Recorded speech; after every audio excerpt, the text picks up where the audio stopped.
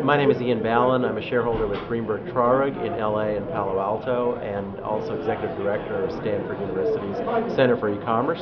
I'm a speaker here at Digital Hollywood. I'm very impressed with the conference this year. So many things have happened, and frankly, the legal framework has changed quite a bit in the last year. As you know, the U.S. Supreme Court decided the Grokster case, and that did two very important things that I think have really changed the business landscape.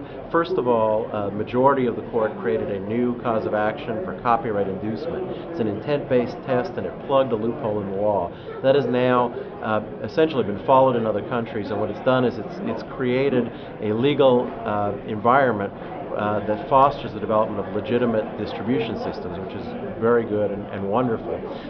What it also has done by creating an intent-based test has made it very important for people who are developing new technologies, and even more important for individuals and companies who are investing in other companies that are developing new technologies to do appropriate due diligence to make sure that the technologies they're investing in will not run afoul of this new intent-based test. The second thing that this case did, which is extremely important for technology developers, is create a safe harbor based on the earlier Sony case, and it's a safe harbor for products that have substantial non-infringing uses. What that means was very unclear. Indeed, two sets of justices disagreed dramatically about what that meant.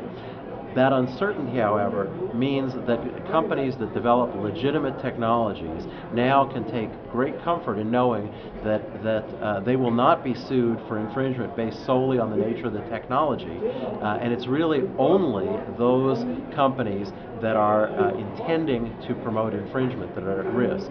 But again, particularly for investors, it's very important to do due diligence in what you're buying into, to make sure that you as an investor are not going to have personal liability. And for technology companies, as long as what you're doing is legitimate, you now have that broad protection. So it's a very different landscape, and I think we've seen that here at Digital Hollywood. A lot of new creative, new things coming to fore, and it's really, I think, a much more optimistic time to be in this space, in the convergence between technology and entertainment.